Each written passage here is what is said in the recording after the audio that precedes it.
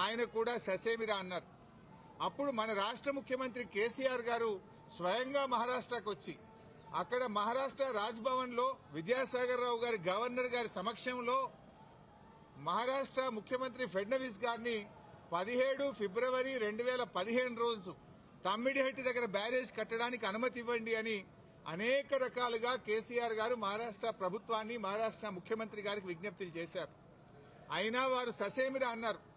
ఫడ్నవీస్ గారు మాట్లాడుతూ మాకంటే ముందు 7 ఏళ్లు కాంగ్రెస్ ప్రభుత్వం ఉండే, 7 ఏళ్లు కాంగ్రెస్ ప్రభుత్వం తమ్మిడిహట్టి దగ్గర ఒప్పుకోనప్పుడు ఇవాళ నేను బీజేపీ గవర్నమెంట్ ఆ రోజు తమ్మిడిహట్టి దగ్గర కట్టొద్దని నేనే ధర్నాలు చేసినా పోరాటాలు చేసినా ఇవాళ నేనెట్లా ఒప్పుకుంటా, రాజకీయంగా అది ఎట్లా సాధ్యమైతుంది, ఒప్పుకునే ప్రశ్నే లేదని ఆ రోజు ఖరాఖండిగా మహారాష్ట్ర ముఖ్యమంత్రి గారు కేసీఆర్ గారికి చెప్పారు.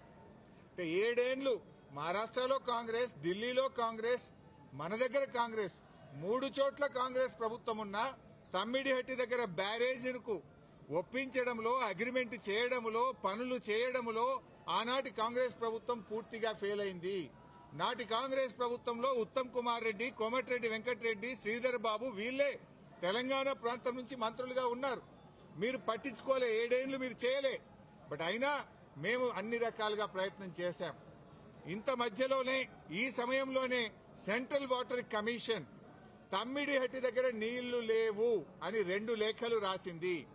2 లేఖల్లో స్పష్టంగా అక్కడ నీటి లభ్యత తక్కువ ఉంది, మీరు ప్రత్యామ్నాయం చూసుకోండి అని మనకు కేంద్ర సిడబ్ల్యూసి మనకు చెప్పడం జరిగింది.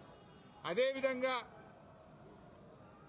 అదే సిడబ్ల్యూసి మీరు కట్టిన రిజర్వాయర్లు తక్కువ ఉన్నాయి, రిజర్వాయర్ల సంఖ్య పెంచుకోండి అని కూడా చెప్పింది. ఇవన్నీ లెటర్లు కూడా ఈరోజు కమిషన్కి ఇచ్చాం.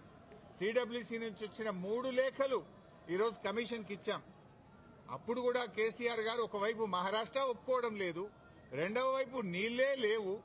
ఈ పరిస్థితుల్లో ఏం చేయాలని కేంద్ర ప్రభుత్వ సంస్థ వ్యాప్కోస్ కు కేసీఆర్ గారు మరి ఏం చేయాలో ప్రత్యామ్నాయం సూచించండి అని వ్యాప్కోస్ కు మేము ఇవ్వడం జరిగింది. వ్యాప్కోస్ ఎవరో అల్లాటప్ప సంస్థ కాదు, అది సిడబ్ల్యూసీలో అంతర్భాగము, కేంద్ర జలవనరుల శాఖలో అంతర్భాగము. ఆ వ్యాప్కోస్ కి ఇస్తే వ్యాప్కోస్ లైడార్ సర్వే చేసి డీటెయిల్డ్ గా ఎగ్జామిన్ చేసి మాకు మేడిగడ్డ దగ్గర నీటి లభ్యత ఉంటది, అక్కడ ప్రాజెక్టు